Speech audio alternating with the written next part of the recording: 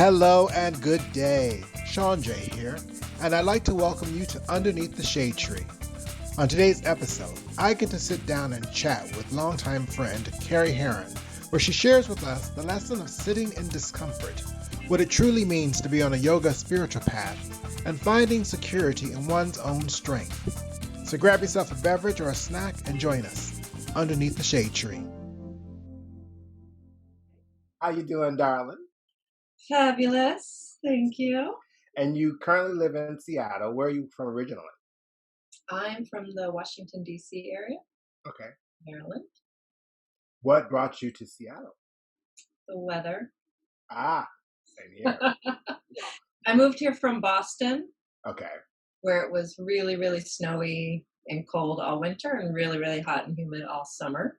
And so I was in my mid-20s and with a friend, we decided, let's check out the West Coast. And so you don't have to shovel rain, so that was good. And it doesn't get humid here, so that was good. And there's mountains to climb and water to row in and kind of more mellow people to be nice to us. So that's what brought us to Seattle. And what would you say is your line of work? I am a therapist, coach, and consultant, primarily focusing in social justice and equity. Perfect. We need more of those. We sure do. We need fewer of those because we need more people to just be acting right. This is true. Yes, we would. That would be the great shift. What is a favorite thing for you to do outside of work?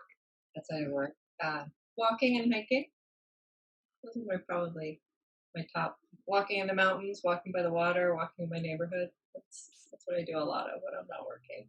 Sweet. Yeah. Just being out of doors. Yeah. And how do we know each other? Aw, you were like my first friend, Casey. Yeah, we worked together for probably 6 years because you left a little before I did. I was there 7 years, so you were on the diversity team. I was on the learning team. I kind of became an adjunct member of your team. Welcome, member. And then we became friends and family friends. And yeah, because I left Casey in 2011. Yeah, I left in 2012. Okay. Yeah. Wow. And now here we are, 2020. How long would you say you've been interested in social justice stuff? Informally, 49 years. I don't know what my first conscious memory. I was actually just talking to a friend at lunch today and saying that one of my earliest memories of my childhood, I was definitely 5 or younger because it was at my dad's house before my parents got divorced, was of a priest because we were Catholic. So a priest came to our house, maybe because my parents were thinking about getting divorced. Like that's the only reason I can believe of why a priest might come to our house actually to visit, like not at church. And I don't remember, so this would have been about 1975, 76, something like that. And so at that time, there was sort of a cultural question about were men superior to women, like innately, like that was something being discussed in the media, like women's liberation was a thing, and much maligned in my kind of neck of the woods. But so somehow that topic came up when the priest was there. And I don't know if someone asked him directly. I have no idea how this would have happened. I was a small child, but the question was posed to him, are men superior to women? And he was like, oh yeah, men are definitely superior to women. And he said it it was just so outright. And so like, there's not a doubt in his mind, like this was his thoughts as a priest, as a person, as sort of like how he understood his Catholic faith. And I just really consciously remember thinking, A, no, and B, and I'm out. Catholics. I'm done. Oh. I need no more of you. Oh my goodness. Yeah. So of course I didn't think of that as like social justice at the time, but like I have maybe 5 memories of my first 5 years of life, and that's one of them, right? It was very memorable that I was like, wow, you're saying that, and wow, I know you're wrong. Like, that's just so wrong. Yeah. And at the same time, I have conscious memories. So I have 4 older siblings, 2 older sisters, then 2 older brothers, and me. So I'm closest to my older brothers in age. And I have conscious memories of a very, like, 3, 4, 5 years old, thinking, like, I wish I was a boy because it would just be so much easier. Like, life is so much easier for boys. Like, that was so clear to me. And, like, logistically, emotionally, like, just in all the ways. And so it's hard to say, like, when did I start doing social justice work? Like, when did I determine that I could have a voice in this and actually take action towards social justice in a bigger picture was probably in college. But I'm aware that the foundation for that started way, way younger. Yeah, growing up in really multiracial, multi-ethnic, fairly even like socially, economically diverse schools and neighborhoods, and it really informed how I see the world. Like, I know a lot of white people grow up in pretty segregated white places with people who have the same class background, the same racial background, the same religion, and that just never was my experience. And so going to college and taking sociology classes and really having it laid out, like, here are the systems that oppress people. Like, these are the systems that are real. So, if you're a woman, you're going to have a harder time than if you're a man. If you're African American, it's going to be harder for you than if you're white, right? Like, it was just, disability versus ability.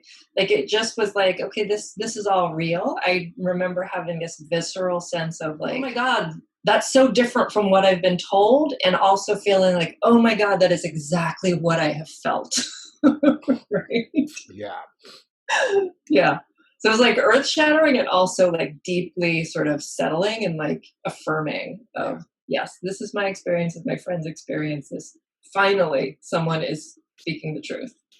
So, so I think that in some way or another, I've been kind of doing social justice work since then. Right. So that experience, I think the whole priest thing, wow. And that was late 70s. That's not that long ago. And the messaging and the belief. Yeah, and I've been thinking a lot about this recently. I mean, as you know, a lot of the social justice work that I did early on was really focused on like working with other white people around ending racism. Right. And that's still important to me. I do one of my favorite things to do in my work is one-on-one coaching with white leaders in an organization who want to show up well, right? Who want to be inclusive and who want to be able to navigate the challenges that come from, engaging with people of different backgrounds when they just don't know what to do. And so I find it really fun to be able to work with them and offer some, here's another way of thinking about it. And here's a different perspective. And here's something you might not be able to see, but also, like, I respect and love my white brothers and sisters, like that, the ones that are really doing the best they can, like they're trying, right? Right. And so that has definitely been a passion of mine and an area of focus of mine. And recently, I've been thinking more about gender oppression and how global that is, and how insidious it is. Like what that priest said was so blatant.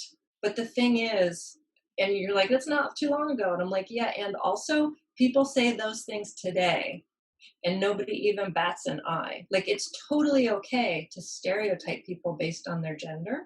It's not even really seen as offensive or sexist, right? Like, so there's this normalization of gender oppression because people think it's like, of course, that, different genders are different. So that's okay. And it makes it real tricky to address it in any meaningful way. So that's where my mind has been kind of playing with that recently.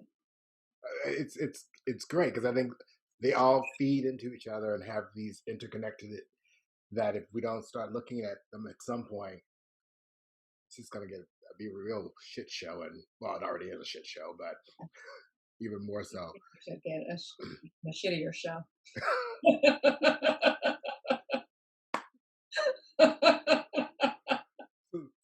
Throughout your life, what would you say you are most proudest of? One of the things I feel proud of is, so I have these two stepsons from a previous relationship, and that relationship ended 14 years ago or something, so a long time ago, after we had been a family for about 6.5, 7 years. And so my younger child was 7, right, when we got divorced. And I've continued to be a parent to them, especially the younger one, because he was younger. My way of parenting those boys, and particularly post-divorce, when I really embraced my own sort of healing and growth journey in a new way, I feel really proud of how I did that. I grew up in a family with a lot of chaos, abuse, trauma. Like it was not a. There are things that I experienced in my childhood that when I became a parent, I was like, oh hell no. No, like I would not tolerate that happening to my child ever. But as a child, it was just like, that's just how it was, right? And so, so I feel really proud of the way I chose those kids. Like I don't have any legal or social, or I don't have any obligation or even any right to be in their lives. But I just like they're my heart's children, and so of course I continue to parent them.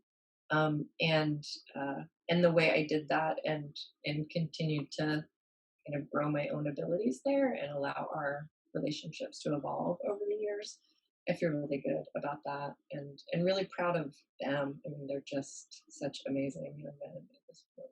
So, Yeah, and the great thing is the influence you've had on their lives as individuals and as men in the world, seeing you and how you model what you accept and what you will not accept. And I think that's very important. And you were in their life 7 years, and I think a lot of folks.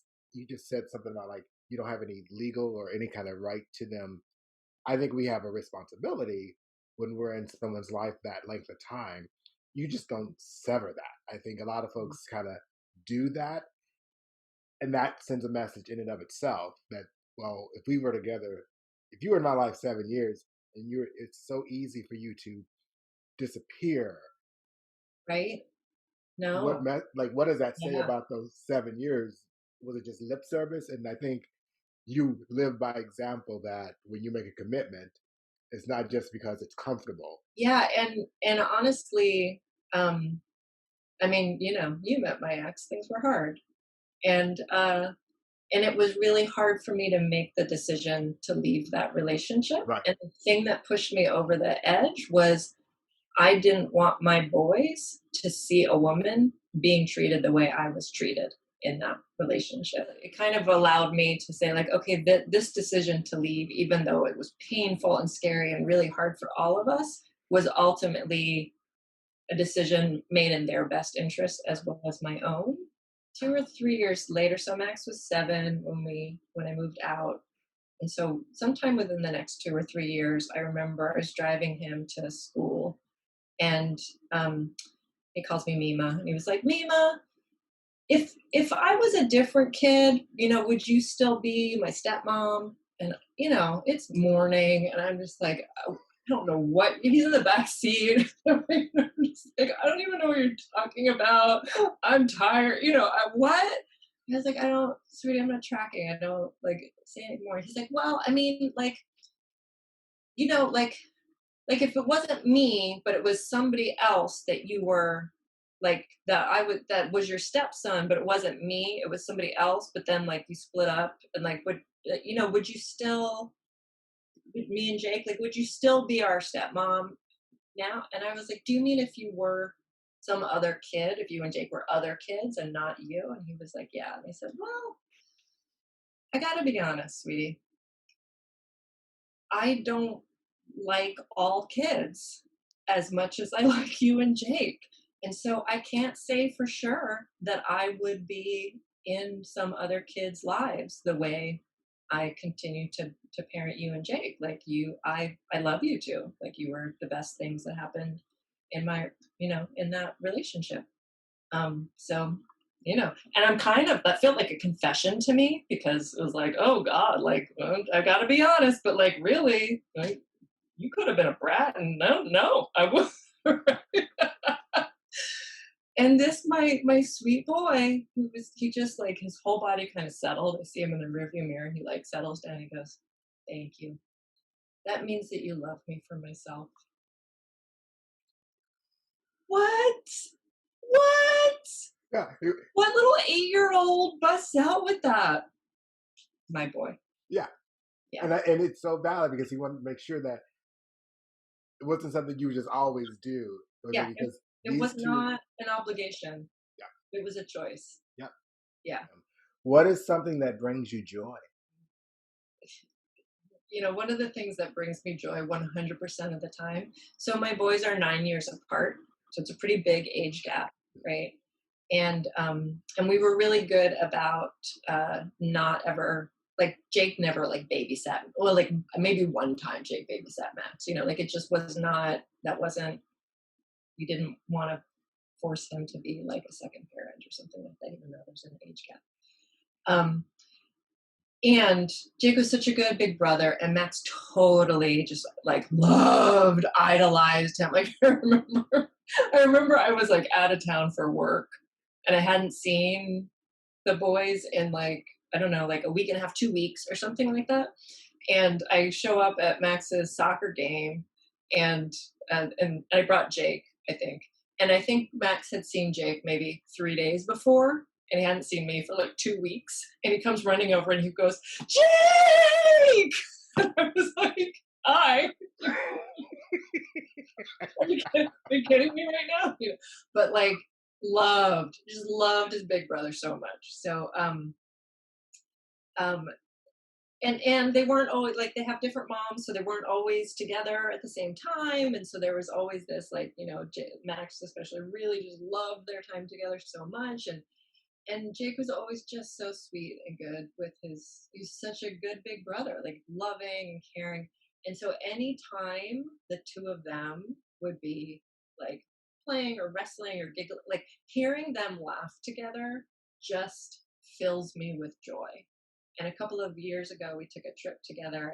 I had the opportunity to take them on a trip to France for a few weeks, which was amazing. And they were, so for the first time, they're both like adults, really, right? Like Max was almost 20, Jake was, in his late 20s, and living on their own and like leading these adult lives. And like, okay, so now they're navigating like, let's have a peer relationship instead of like a, big brother, little brother kind of relationship. And they also did the same, like, I'm hearing them in the other room just like laughing and giggling together. And I just, it just filled my heart with joy. Like how awesome that these young people love each other and just, enjoy each other. And I get to witness them and we're all together. So out of the people in your life, the people you've encountered in your years on this planet, is there someone who has given you something that you've been able to build upon, grow, and learn from in a positive way? Yeah. I went to a yoga class yesterday, an outdoor yoga class, which was fun. And we were doing this sort of guided meditation thing at the end. And one of the things we were encouraged to think about was like ancestors or guides or like people who had really supported our success in the world, supported our growth and learning and healing. And it was sweet to think of how many people. I was like, well, there's that person and that person and that person. And one person that came to mind really strongly was this woman named Stephanie Sisson, who was a yoga teacher of mine 20 years ago, right? For probably like 7 years. I went to her Monday yoga class like every week practically. And she's a therapist. She's an MSW like me. So she's a clinical social worker, and she was a yoga teacher. And she did yoga therapy. So she really, like, the way she taught yoga was very much weaving the philosophical aspects of yoga. So yoga is a spiritual path. It's not just the asana or the physical practice. Like, that's a small part of the bigger, like, capital Y yoga. And so she was just so great about really playfully interweaving the philosophy into the class. And, like, laughter would be part of the yoga class. And and I started yoga, like, I was a soccer player and a rower and a basketball player. Like, I was always like an athlete growing up, but stretching was never part of my routine unless my coach forced me to. So my hamstrings, for example, are very strong. So touching my toes, no, that's not going to happen. And so it was a little intimidating for me to go to a yoga class where, in theory, like, you're supposed to be all bendy, stretchy, and right. And one of the things that I so appreciated about Stephanie was she just made it really clear, like, you don't win a prize if you touch your toes. Like, if you touch your toes, you touch your toes. Like, nothing's better or worse when you touch your toes, right? Like, it's really not the point. The point is, can you show up in this pose? Can you be in this posture, in this moment, wherever you are, and be okay with wherever you are? And can you notice that you're not able to touch your toes without, like, looking over at that person being like, oh, they can touch their toes, I wish I could be like that, or trying to grasp at something that isn't yours? Or can you just be there and not beat yourself up, or not, wish something was different? And it's just classic yoga philosophy, but it was in such accessible terms, and that I was able to actually practice in my body. And I remember her doing this thing where she stood upright, right? So she's standing upright, and then she's like, so this is upright. And if I just bend my body forward, she, like, tilted her body forward. She's like, I'm folding forward, right? Do you see how I'm not upright? Yeah. So just imagine I'm on the ground. So pretty much even leaning back on my hands with my legs out, that's a forward fold. And I was like, oh my God, yes, right? Because I couldn't reach my toes when I sat on the ground. And it was so like, oh, everyone should be able to do this. And it was just such a classic, like, let me just break it down and make a place for everyone to be here and see that they're welcomed here. And that, that her way of teaching yoga made it accessible to me in a way that it really hadn't been before. And it was an incredibly important part of my sort of healing and personal growth, particularly after my divorce, but just in my life in general.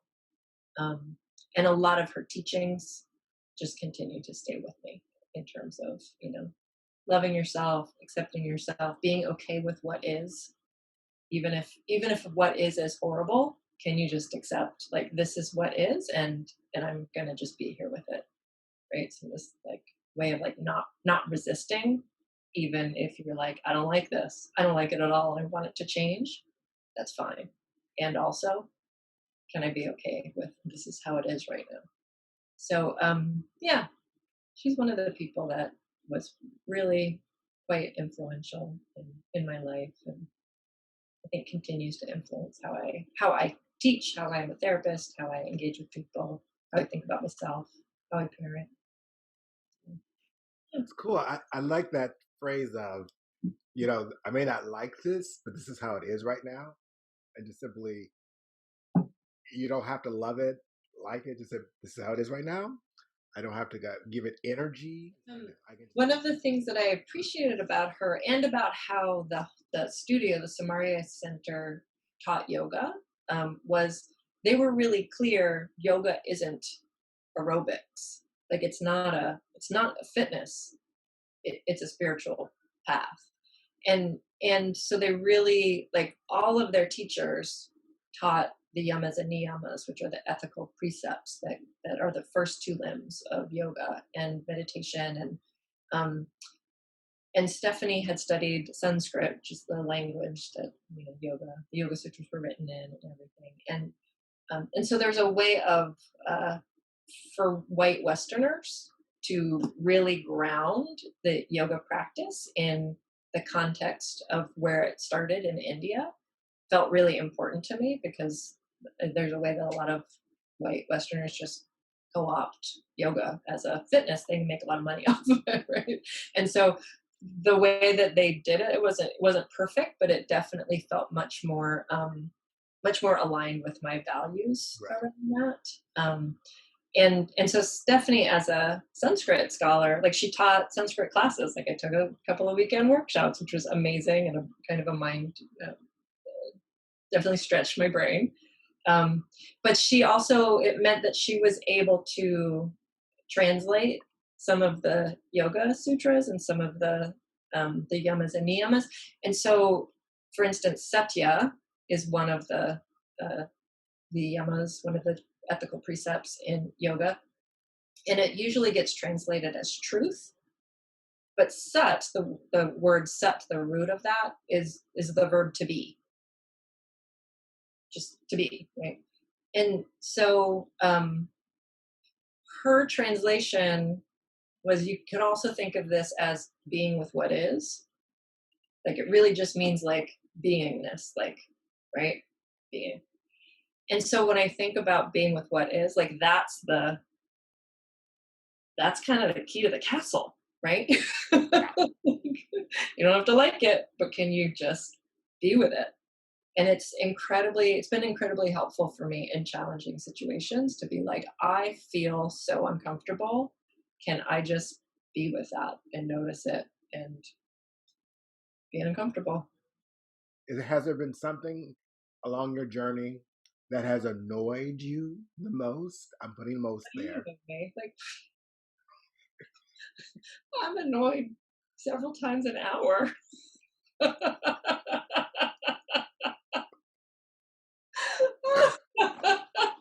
Well, is there something that has annoyed you that has taught you something out of that annoyance?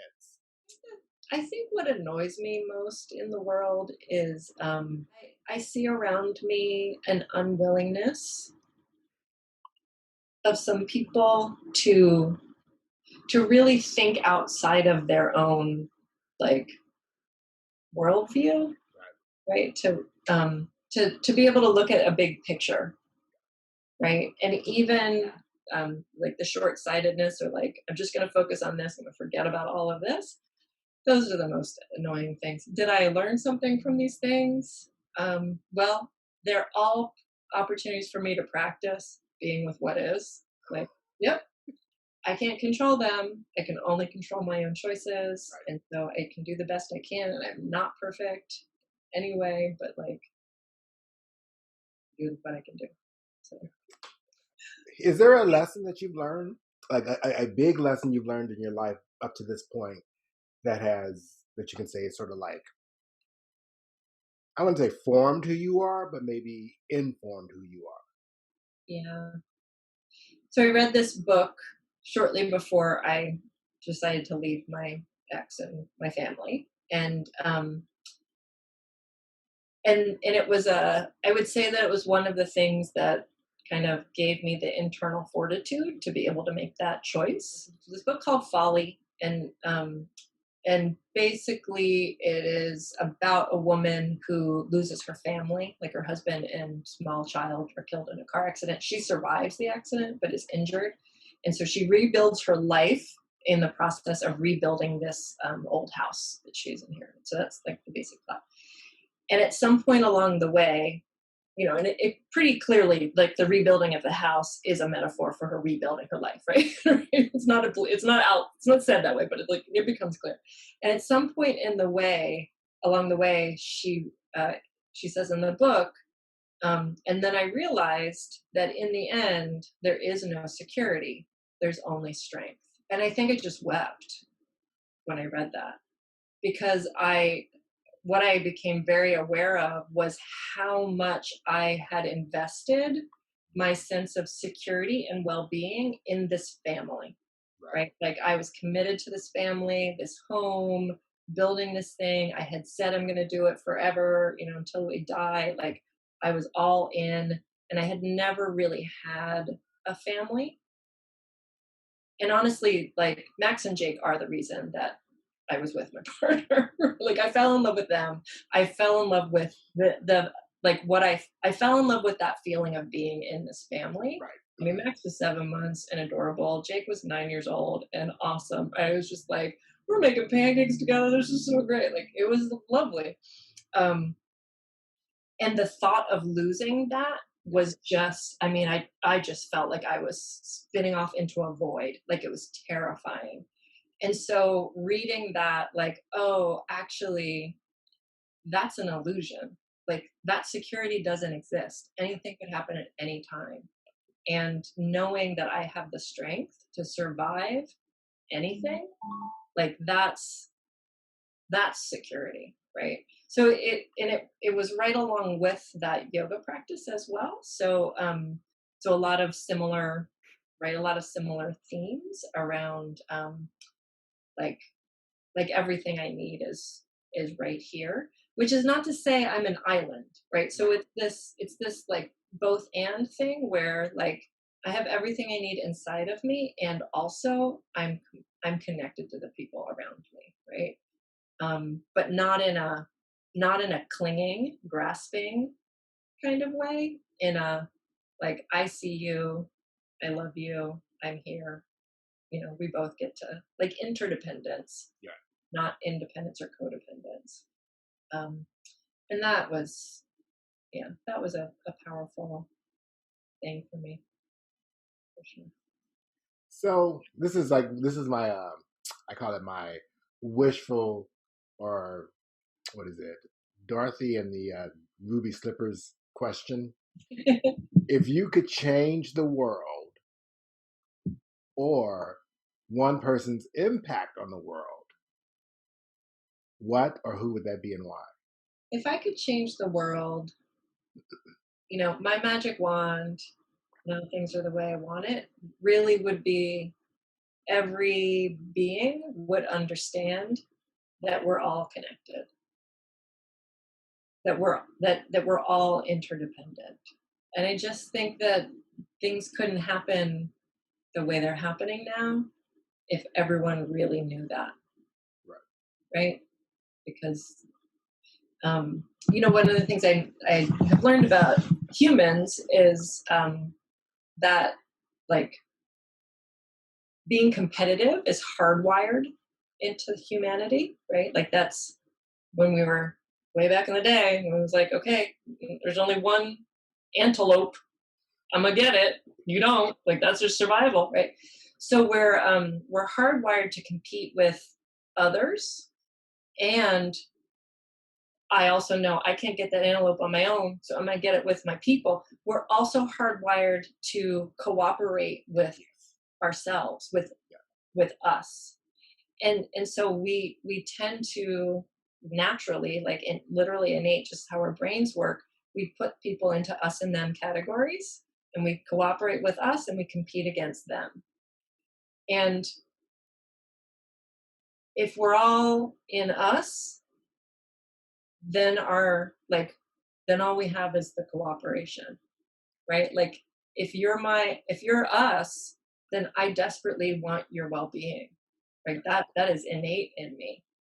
And so if everyone could really just see like we're us, um I don't think we would tolerate people sleeping in the street and black men being killed by the people who are supposed to protect them, and women being raped as a form of war against men. And right, like there's just so much that would be impossible for people to do if they really understood we are all connected. Yeah, I like that. If I am concerned about your well-being, your well-being means that I am also well. If you are unwell, I am unwell. it's that whole. I had a conversation with someone else similar to that. It's like if we take care of one another, and Yeah. not like you said, not codependent, but if there's this mutual Interdependent. care and concern Yeah. for our fellow human, there's no way I would let you starve or be cold Right. because that makes me cold and starving as well. Yeah. That means I'm cold in some other way or starving in some other way. Right. Yeah. Yeah. Isn't that Ubuntu? Isn't that that There, I'm not going to misquote it, but something like there, that? Like what challenges would you say you've encountered throughout your journey that have helped? What? I'm like, "Ooh, how much time do you have?" I get that response a lot. How much time you got? So yeah, what challenge would you say you've had that have helped shaped you? But maybe the challenge that resonates the most for you. It's interesting to think about it because I'm very aware that for every challenge I've had, I've also had these protective factors Mm. and partly I think because I'm a therapist, right? I see how that I see how that plays out, right? What I do for fun is I think about trauma and whatever.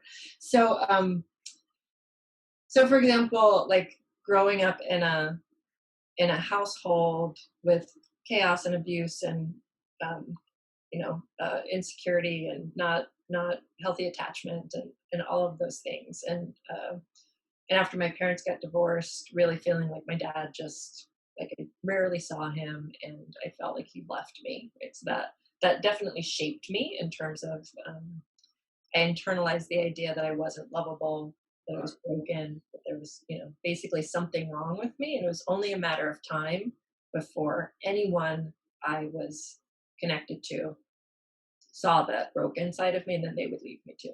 Right. So that was my defining story of life until relatively recently.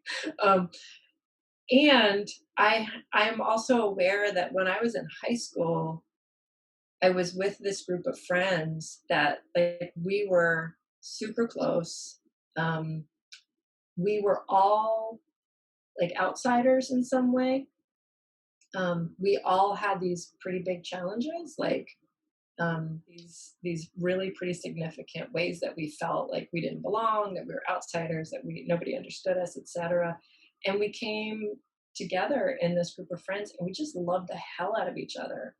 And we without really knowing what we were doing, we just created this space where we could share the feelings and work through the trauma and be seen and be validated and I have like I've had enough of those kinds of experiences where like I have this like my divorce was so incredibly painful, like the most painful thing I've ever experienced, leaving my kids. It was horrifying. And at that same time, I was having this experience in these yoga classes, right, where I was learning how to be grounded in myself and reading that book and working with a therapist to release childhood trauma that was playing out and other kind of counseling that helped me orient to parenting my kids in a very different way that wasn't about like clinging to them. It was about like, okay, even if I lose them tomorrow, I'm gonna just love them to the furthest like, edges of my heart. And and so for me, I think one of the things that has really shaped me is for every challenge, I have been so supported to navigate that challenge and like meeting people with like you like okay I'm in this organization. It's my first kind of real job in a corporate kind of place. And right. And it was like, oh, okay, here's someone who feels like home. I can do this. Right. And I always had showing up in my life these little, Ah, angels or, whatever, who would be like, okay, you've got my back. I've got your back. I'm going to be okay. So, yeah, I mean, I guess I'm saying more about not the challenges, but the how I made it through the challenges. But no, but that's key because I think it's one of those things how when you've gone through a challenge, even though you were in it, you had the ability to see allies around you, and in that you were also able to be an ally because of that experience. So it taught you to accept an ally and be an ally even in the most challenging of times. So it's like a yin yang. Yeah, and I think one of the things I really internalized, like as I kind of looked back and understood. I mean, we in high school we figured out by the time we got to college, like, oh, that way of doing friends, that's not what most people did. In high school. It's like, oh, it's just normal. When you're a kid, whatever you experience pretty much is normal, right? So there's still things like, and that's why it took me having kids to realize, like, oh, that was messed up what we did in my childhood. Like, when I imagined that, like, somebody talking to Max that way, I was like, oh, hell no, that's not going to happen. It was like, oh my God, that wasn't okay for me either, right? But until I had that, like, it was just like, well, that was just how life was. So it was my normal. Right. So yeah, so kind of having that perspective and being able to look back and see what I think one of the things that was really impactful for me was kind of seeing all the way along there were people who were supporting me, and I did, like, somebody gave me the book that I needed right when I needed to read it, or I just, randomly picked it up, or like all of these moments of serendipity, whether it was a person or a yoga class or a book or a movie or a conversation with a stranger or something. It was like, I was able to internalize the sense um, that I'm in some way taken care of. Like if I open myself to resources, they will come to me. And um and I remember, and sort of that bigger picture of, like, even if something is incredibly painful in the moment, I could still see, like, and also I'm healthy and I have a job. Like, I remember talking to my ex-girlfriend, like, in the moment of my divorce, and she was like, no, how are you doing? I was like, I literally feel like I might die of the pain. And like, and I can also know that I'm okay. Like, I'm going to be okay. Like, I have so much to be grateful for. And my God, I can't even stand up because I'm crying so hard, right? Like, and that they're both happening. And I think a lot of folks don't understand that. We tell ourselves, or we tell other people, you can't feel, you got to get over it. You got to get over it. You got to get over it. And the reality is, you can feel both of those at the same damn time, Yeah, and it's okay. You can yeah, be going, oh, this shit sucks, but yeah, I'm gonna be okay. You yeah, can sit in it and wail in it, wallow in it, and still be able to see the light out of at the end, and know that you're gonna get through it. And I think we always, when someone is going through something, whether they have depression or something, we always tell them, not we always, but a lot of folks tell them, just get over it. Just get over it. Instead yeah. of But look on the letting bright them, side. yeah, Yeah, like, just let them sit in it. Like, sitting in it is the lesson in and of itself, because there's something in there that we're going to get out of it. And I think, to your point, I think the universe took care of you. And I think innately, because of that, you automatically started taking care of others. So even though you were in the midst of a tornado, you were still able to be a lifeline or a life jacket to someone else. And I think that is what I think the true human spirit is that we're all going to go through shit, yeah, but we still got to get up, yeah, and move through life. yeah, And yeah, having, yeah, yeah, yeah.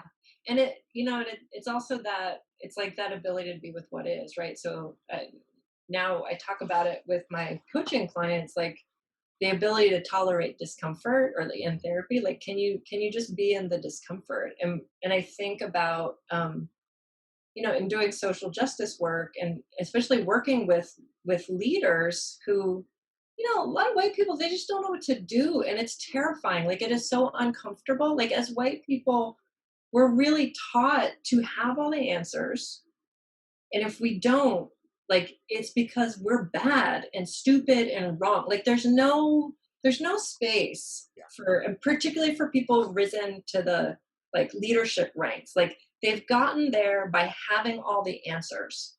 It has never been like they've never been promoted for asking a lot of questions, right?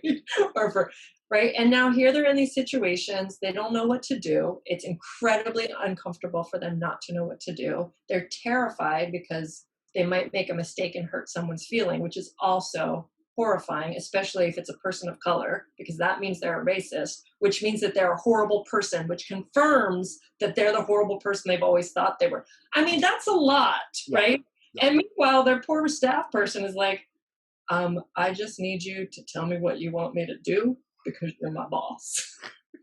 Right? And the boss is like, I'm not making a mistake. Right? So, I said to somebody just the other day, I was like, you're wanting to show up differently as a leader in this organization that's becoming more diverse in its membership. And I promise you, it's going to be uncomfortable. Like, you're probably going to hate it. And you're just kind of like, oh, why are you saying these things? But that ability to be with it, like, can I tolerate this discomfort and kind of settle myself to the point where I can still hear what you're saying. I can still think clearly. Like, that's the same. I can still know, like, things are okay, even if I'm, feeling insecure or feeling like I might make a mistake. It's a very similar thing to, like, yeah, I'm in incredible pain, and I also recognize I'm healthy. I have a house. Like, I'm going to be okay. Like, that's a like next level kind of skill, and it's so needed right now. Yeah. But we're told kind of the messages coming at us are, don't feel pain, distract yourself, have a drink, get on Facebook, watch a movie, like, do anything besides be with what's happening right now. And it just doesn't set people up well to do anything positive. I think until we normalize discomfort and normalize not everyone knows everything. Yeah. And being okay with that. It's like, and I think I'm comfortable in that discomfort. Mm-hmm. What would you like to be remembered for from your journey on this earth? What I want people to remember me for, two things. One is love. I mean, really, for me, that's all there is.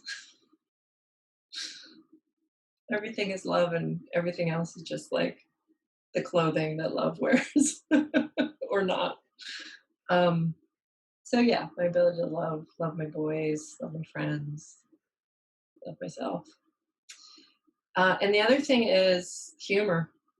I find myself quite funny. I do recall you saying that a big times. I'm hilarious. I laugh at myself many times a day. Yeah. Yes. And it's one of my primary, like, resilience skills too. Right? Like, yeah. It's definitely how I survived my childhood. Like, well, if you don't laugh, it's gonna be bad. So you better laugh. Right? So it's a great survival skill. It's something that I still use to, like, disarm people. I mean, when I said that to my coaching client around, like, being uncomfortable, it also, like, I was able to actually sort of be light about it, and we laughed about it together, which is a way to kind of discharge some of the trauma. Yeah, so love and laughter, that's my shtick. LL Cool Carrie.